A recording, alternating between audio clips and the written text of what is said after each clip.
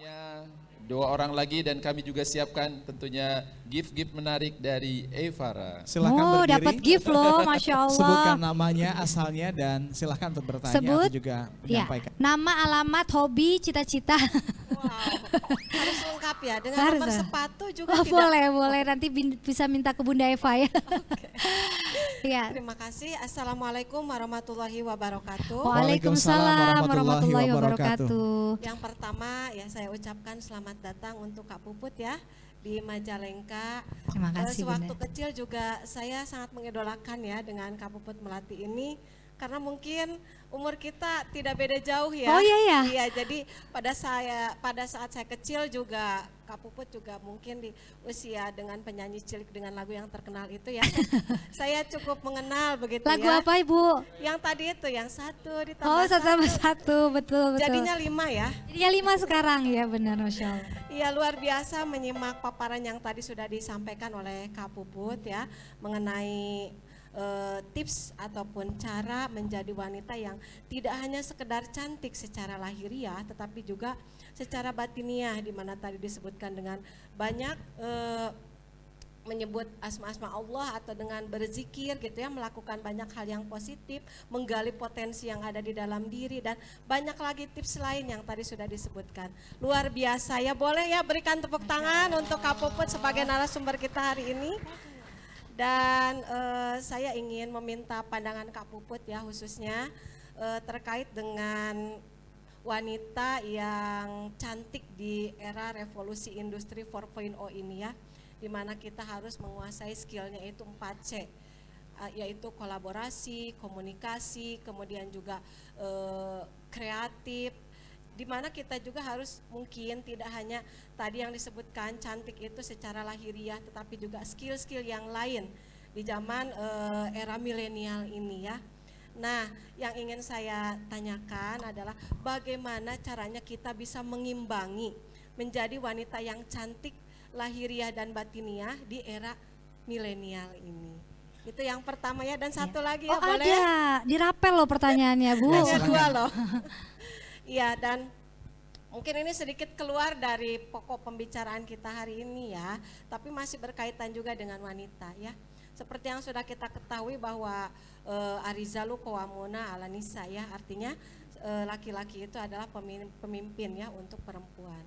Cuma di zaman sekarang ini banyak sekali perempuan-perempuan yang justru diposisikan sebagai pemimpin gitu ya.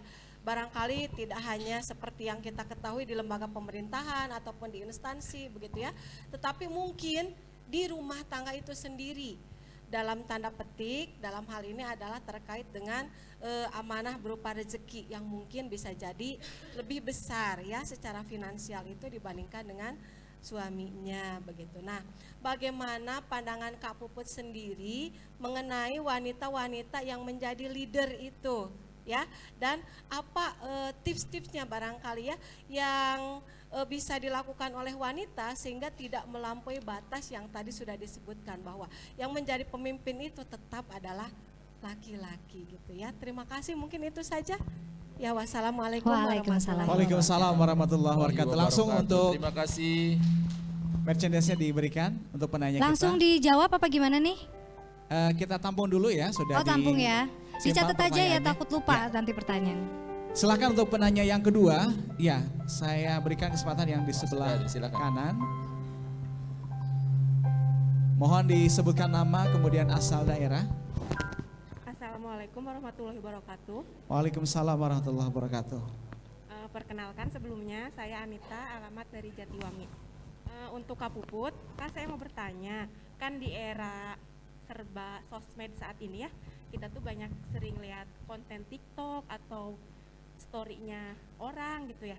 Nah, untuk health care-nya sendiri kan secara tidak langsung pasti tuh meskipun nggak keluar dari mulut kita, dalam hati tuh, ih apa sih ini gitu. Nah, caranya gimana ya untuk kita nggak, di hati kita tuh nggak sampai keluar kata kayak gitu gitu loh. Julid. Ya paham ya, julid. Ya. Pakai D ya, julid. Julid ya. Udah itu aja. Terima Udah itu kasih. aja? Ya. Makasih.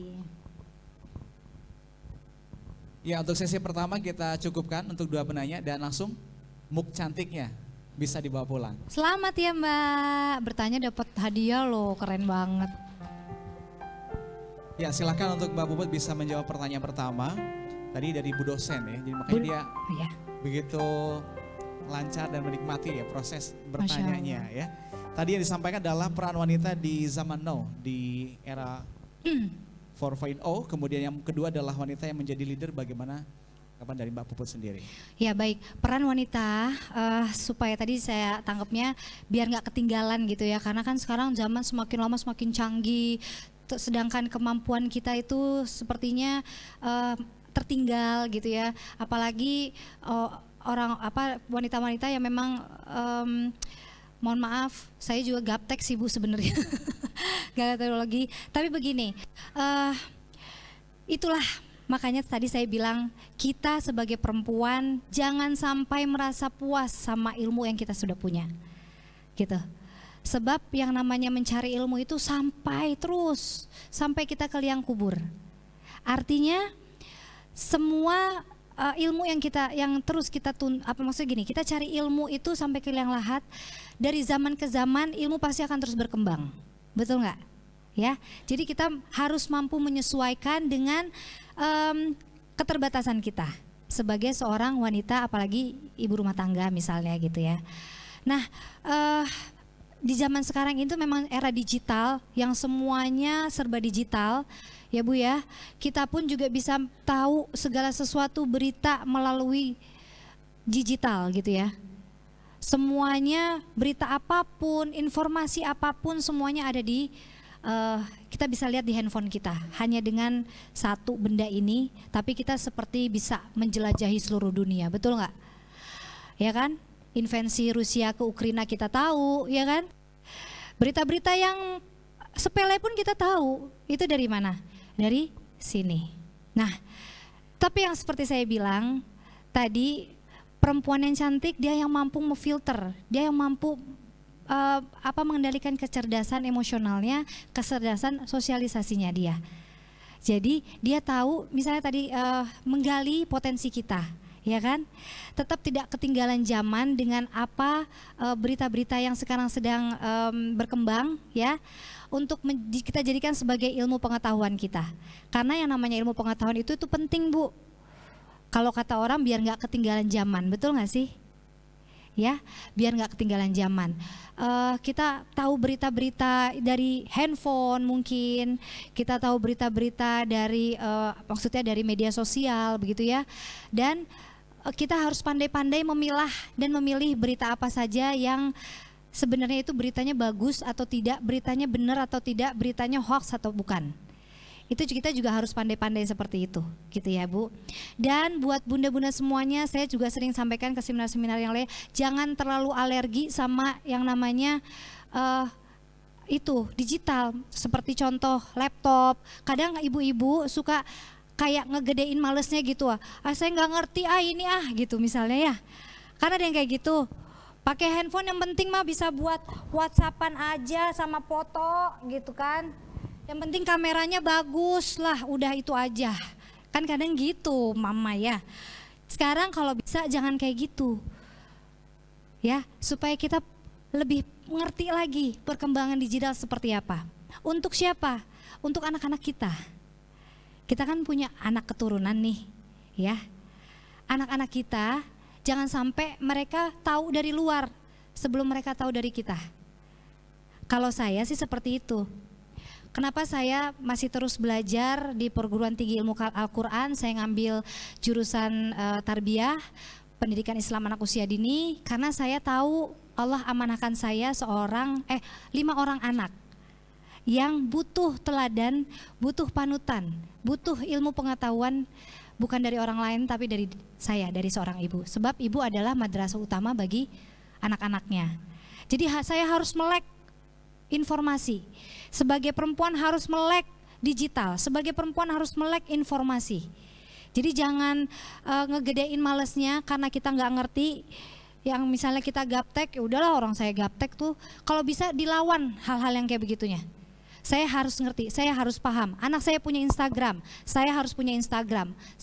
Biar saya bisa ngecek apa saja yang dia posting, apa saja yang dia lihat, betul nggak? Anak saya punya akun TikTok misalnya, ya. Nah tadi nanti saya akan jawab tuh yang TikTok tadi ya Bu. Punya akun TikTok, saya juga harus punya akun TikTok. Bukan untuk yang macam-macam ya Bu, semua kan berawal dari niat ya. Untuk apa? Untuk saya lihat apa yang diposting anak-anak saya. Misalnya kalau yang punya akun TikTok ya Bu ya, anak saya punya Facebook, saya harus punya Facebook. Nah kan punya Facebook, punya Instagram, kan harus punya ilmunya, betul nggak Bu? Gimana cara mengoperasikan Instagramnya, ya nggak? Gimana cara mengoperasikan Facebooknya, kan harus punya ilmunya. Kedar kita di handphone udah ada aplikasi Facebook, kan enggak. Kita harus download dulu, kita unduh dulu aplikasi Facebooknya, kemudian kita isi sign in tahu kan Bu ya? Tahu ya, sign in, kita isi nama, kita isi biodata kita, kemudian kita sambungkan ke email, nomor telepon, itu kan butuh ilmunya. Kalau kita nggak tahu ilmu, kita nggak bisa mengoperasikan media sosial. Nah, harus melek ilmu perempuan-perempuan sekarang, ibu-ibu semuanya, jangan sampai kita stuck di stigma perempuan hanya ada di kasur dan dapur misalnya, nggak jauh-jauh dari situ lah ya, dari rumah gitu. Bukan berarti kita juga nggak bisa menjadi pribadi yang bermanfaat bagi orang lain gitu. Terutama bagi anak-anak kita. Jadi jadilah tempat pertama kali anak-anak kita bertanya. Sebab kalau dia bertanya sama orang lain, belum tentu apa yang dijawab orang lain itu benar nggak? Tapi kalau anak kita bertanya sama kita sudah pastikan benar sebab kita sudah tahu ilmunya. Contoh ilmu parenting. Ilmu parenting itu setiap zaman ke zaman itu pasti berbeda-beda. Benar nggak? Kalau zaman ibu saya dulu ilmu parentingnya seperti ini. Tapi zamannya saya, kita terapkan ilmu parenting yang diterapkan sama ibu saya udah nggak kepake. Makanya kita butuh melek ilmu.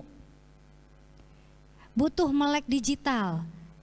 Ilmu-ilmu parenting kita nggak dapat cuma di seminar, kita bisa lihat kok banyak akun-akun parenting yang sudah ada di Facebook, di Instagram, betul nggak Bu?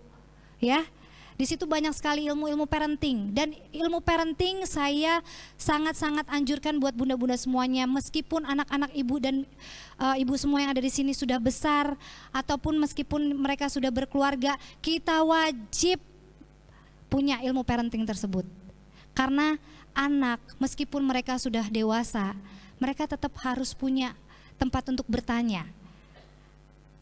Nah, anak-anak yang bertanya dipastikan bertanyanya kepada orang tua, betul nggak Bu?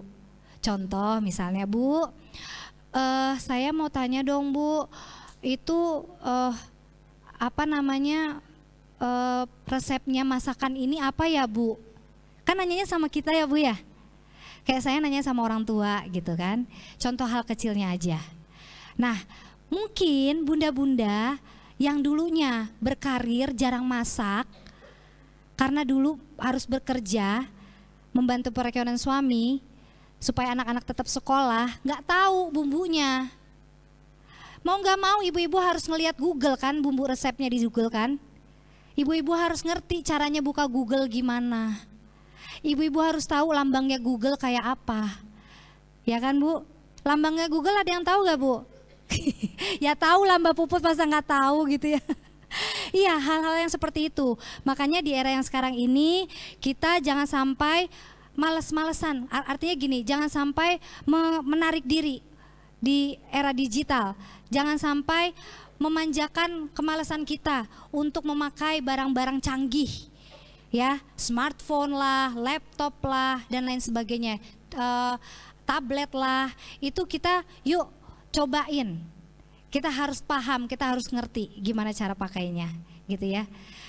Kita harus paham betul gimana cara menerima informasi-informasi yang disuguhkan oleh berita-berita yang ada di media sosial, yang ada di Google.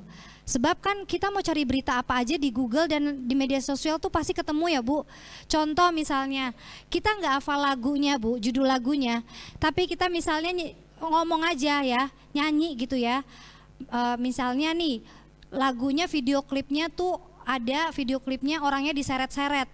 Kita ngomong aja gitu, lagu yang video klipnya ada cowok yang diseret-seret. keluar itu di situ Bu di YouTube. Coba bayangin secanggih itu loh, ya kan? Iya, jadi segala apapun sekarang tuh udah canggih. Nah harus melek ya, melek informasi, melek ilmu pengetahuan supaya kita paham, jangan sampai males-malesan. Ya Bu ya, ayo harus semangat nih, sebab kita nggak mungkin nih, kita pakai jalan pikir kita pakai ilmu kita yang dulu-dulu. Ilmu sekarang udah berkembang. Meskipun ilmu yang dulu bisa kita kolaborasiin pastinya gitu ya. Apalagi ilmu-ilmu agama yang sudah ditanamkan oleh orang tua kita, nenek kita, kakek kita, itu kita terus kita pegang erat-erat kalau ilmu agama. Tapi kalau misalnya ilmu perkembangan zaman, digital dan sebagainya, itu harus kita terus gali gitu. Iya, terus semangat ya, Bang Yudi ya. Terus semangat. Terus semangat ibu-ibu tuh ya. Betul. Pastinya di filter ya. Kalau nggak bisa tanya, jangan malu. Kalau malu nanti sesat ya, buka handphonenya. Betul. Iya, jadi karena masih sepertinya harus banyak bertanya, tapi satu season lagi aja deh. Boleh, satu penanya terakhir. Satu penanya aja lagi kita ya. berikan kepada siapa? Silakan. Silakan. Ya, ada baik. ya. Silakan tuh, ada satu lagi ya. Hanya satu.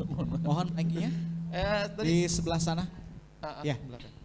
Sebutkan nama, kemudian asal daerah, dan silakan mau menanggapi, mau sharing atau bertanya. Assalamualaikum warahmatullahi wabarakatuh. Waalaikumsalam warahmatullahi wabarakatuh.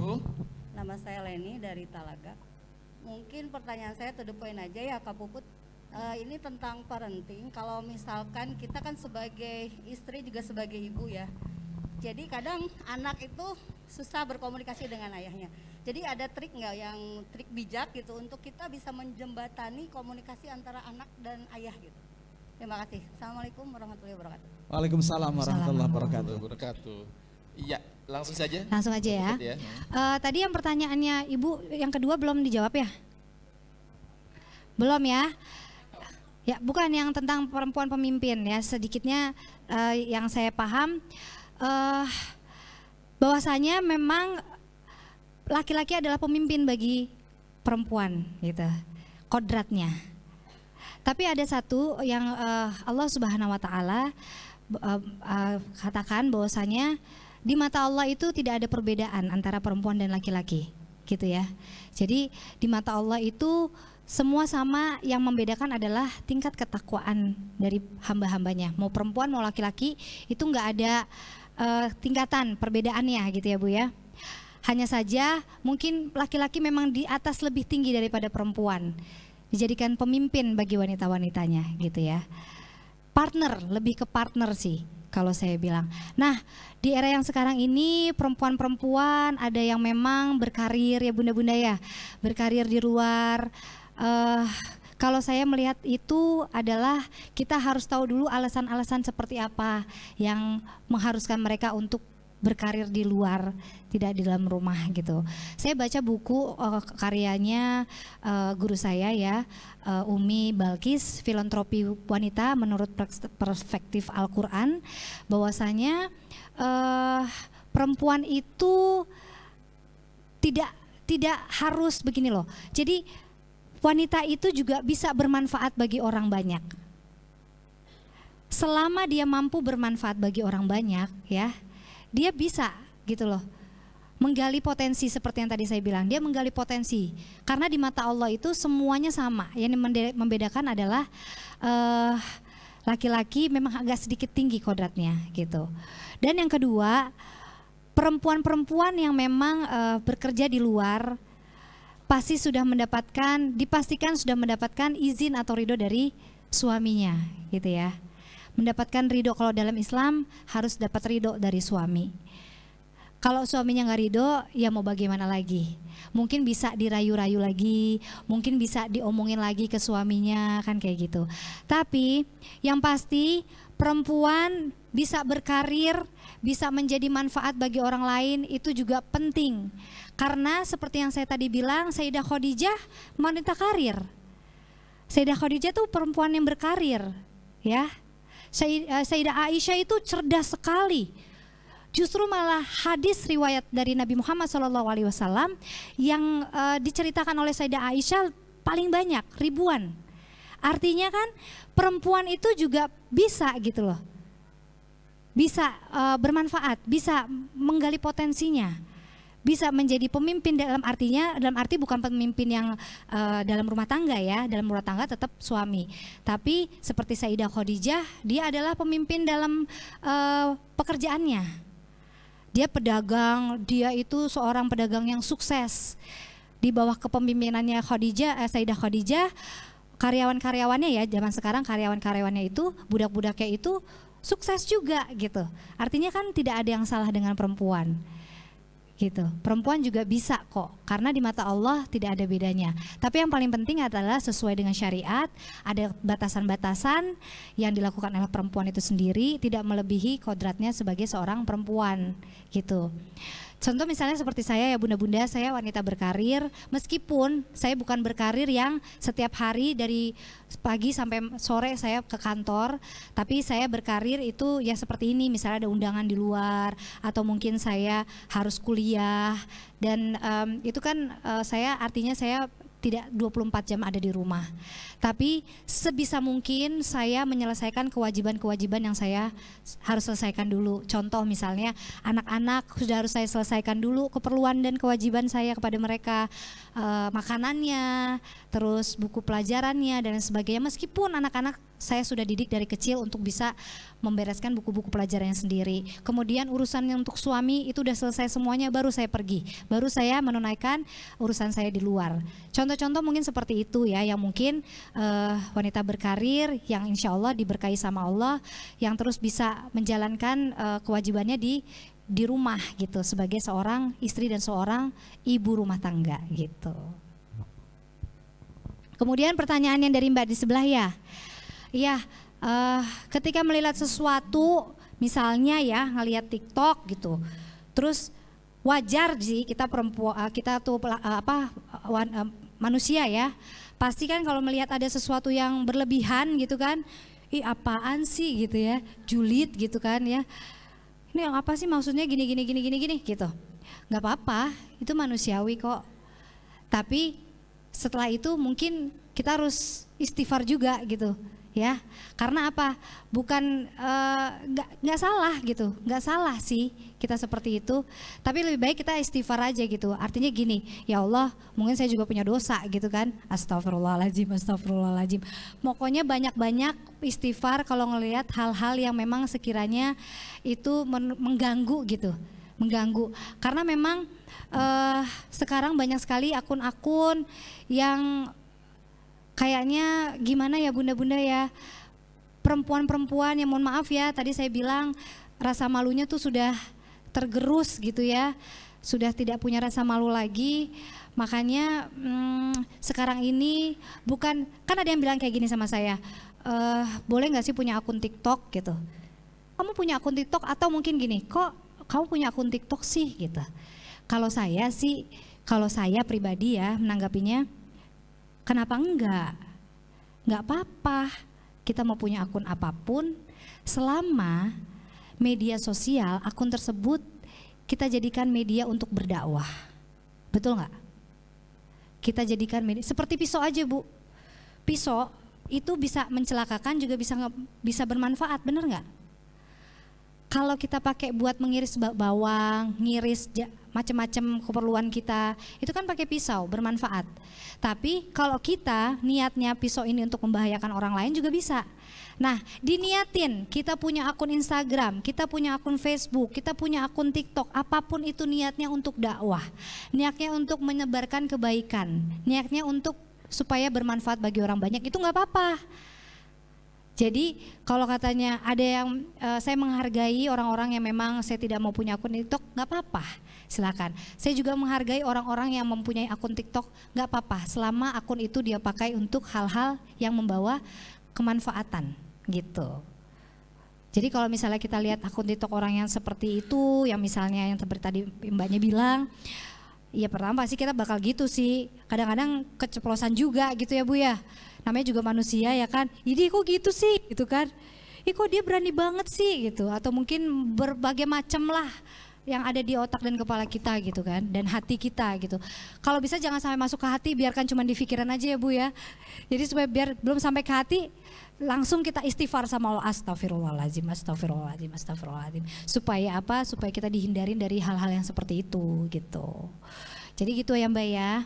Gak apa-apa, pasti wajar kok kalau kaget ya kan. Namanya juga manusia, manusia kan letaknya hilaf dan salah kayak gitu ya. Tapi kita memaklumi karena Allah itu maha memaklumi juga gitu. Oke, yang keempat ya. Tadi bagaimana membangun tips membangun komunikasi antara anak dan ayahnya. Karena mungkin memang ada sedikit hubungan kurang baik ya antara ayah dan anak ya. Anaknya usia berapa kalau boleh tahu Bu?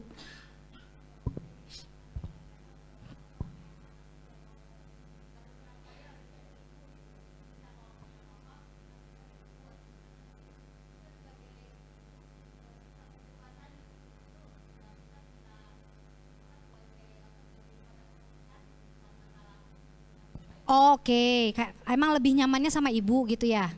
Iya, memang anak-anak itu kan ada yang memang lebih nyaman dia bercerita dengan ibunya. Tapi memang gak jarang juga anak-anak yang memang lebih nyaman cerita dengan ayahnya. Tergantung bagaimana bonding antara orang tua dan si anak gitu loh. Bonding itu artinya kedekatan ya, kedekatan antara orang tua dan anak gitu. Selama itu baik-baik saja, saya rasa sih nggak ada yang harus dikasih tips ya Bu ya. Selama anaknya baik-baik saja, selama bapaknya juga tidak merasa terganggu kalau anaknya banyak curhat ke ibu, saya rasa sih nggak jadi masalah.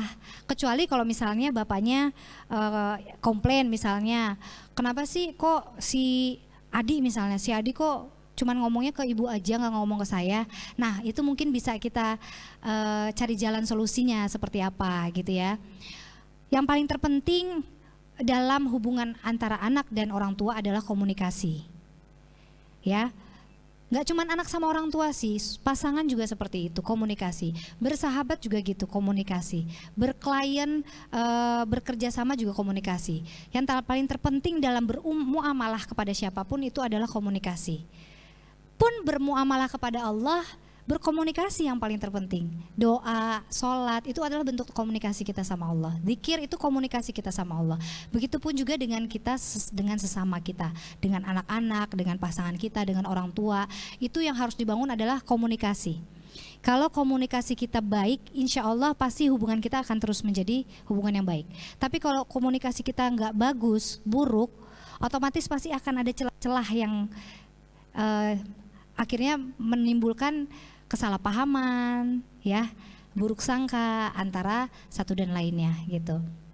Kalau selama anak itu lebih nyaman dengan ibunya untuk berbicara, untuk bercurhat, nggak apa-apa. Toh masih sama ibunya, bukan sama orang lain kan gitu. Yang jadi masalah kalau anak udah nggak nyaman curhat sama ibu dan bapaknya, curhatnya sama orang lain. Nah itu tuh yang harus kita benar-benar, menelaah diri kita apa yang kurang dari dalam diri kita ya. Sebagai orang tua. Kalau saya bilang kalau kita tuh orang tua jangan harus terus merasa diri kita tuh benar. Karena kita juga pasti ada salahnya. Gitu Bu. Kalau kadang kan ada orang tua yang selalu merasa ya saya kan orang tua, saya benar. Gitu, anak salah gitu. Nggak gitu konsepnya. Kita orang tua, memang kita adalah orang yang menjadi panutan anak-anak kita. Sebab itu berilah panutan yang baik untuk anak-anak. Ya. Terus kita lihat ada nggak sih yang kurang di dalam diri kita sebagai orang tua? Mungkin kita kurang paham keadaan hatinya. Mungkin kita terlalu mendikte kehidupannya, gitu Bu. Kalau selama anaknya fine aja dan bapaknya fine aja nggak apa-apa. Tinggal nanti misalnya anaknya curhat ke ibu ngomongin aja ke bapaknya. Iya tadi si Adi ngomong tuh ya begini. Oh gitu, gini. Oh gitu, ya udah. Nanti misalnya ayahnya sampaikan begini. Kayaknya seperti ini aja Bun, bilangin aja ke Adi. Nanti ibu sampaikan lagi. Kalau selama itu masih berjalan dengan baik mah nggak masalah kok Bu. Ya, tapi kalau misalnya ada yang komplain, misalnya bapaknya komplain ya boleh diomongin, kita bicarain ke anaknya, misalnya ibu boleh tahu nggak gitu, kenapa sih Adi tuh kalau misalnya cerita-cerita kok nggak pernah cerita ke bapak, boleh nggak ibu tahu kenapa, pasti nanti anak akan ngomong. Meskipun pada saat itu dia belum bisa menjawab karena mungkin dia belum nyaman untuk menjawab, pasti nanti kita tanyain aja terus. Kenapa? Ada masalah apa? Kok kamu nggak pernah curhat sama bapak? Coba deh cerita sama ibu. Terus ditanyain itu. Nanti suatu saat dia akan ngomong, akan menjawab. Kenapa? Sebab-sebab dia nggak pernah curhat sama ayahnya. Kalau halnya sepele misalnya, ya nggak apa-apa, dia cuma malu aja gitu. Ya itu nggak jadi masalah. Tapi kalau ternyata ada luka di dalam hatinya yang dia rasa dia nggak nyaman untuk curhat sama ayahnya, nah itu ibu bantu dia untuk menyembuhkan supaya nggak menjadi luka yang terus dia tanam sampai nanti dia besar gitu. Nanti dia pasti akan punya jarak dengan ayahnya. Kalau saya rasa sih seperti itu ya, bangun komunikasi aja gitu. Baik, tipsnya. Teh Puput ya, sepertinya jawabannya dan juga tips-tipsnya ya luar biasa. Tepuk tangan buat Teh Puput, terima kasih ya. Tapi Sama-sama. memang kupas-kupas buah manggis ya. Apa tuh? Puas nggak puas, ini waktunya udah Oh. mau habis. Mau pantun ternyata. Iya. Iya. Iya, terima kasih. Sekali lagi aplaus buat Kita Teh semua. Puput Terima kasih, Melati. ya Allah, Luar Masya biasa. Allah. Terima kasih banyak. Sama-sama. Gimana Dan Kak Yudi? kita di 12 tahun anniversary Evara masih terus menghadirkan kejutan ya. Dan kejutan yang satu ini adalah ada tayangan video ya. Persembahan untuk istri tercinta Dr. Eva dari Dr. Irawan. Iya. Karena Mbak Puput juga hari ini Dr. Eva adalah berulang tahun. Milad tahunnya, ya. miladnya. Masya Allah, barakallah, berkah usia ya dokter. Iya, Amin. Baik. Mungkin nanti ada gift spesial khusus dari Teh Puput nih buat Bu Dokter. Boleh ya. Oke, nanti ya kita berikan Itu sesuatu aja ya. yang satu ditambah satu. Oh, iya. Oke, boleh. Wah, Silakan sejago kami. mogok juga boleh ya. Semuanya album dinyanyiin di sini. Iya ya, kayaknya. boleh. Silakan untuk Dr. Eva bisa Iya. naik ke atas panggung Di atas panggung. menemani Mbak Puput. Dan mohon izin untuk bisa Silakan diputar. dokter, Masya Allah. Terlebih dahulu ini adalah video dari Iya. suami tercinta Spesial. Dr. Irawan. Iya, spesial Wah, momen kita dari lihat di Dokter sini ya. Irawan yang tidak bisa hadir bersama kita di sini ya. Silakan.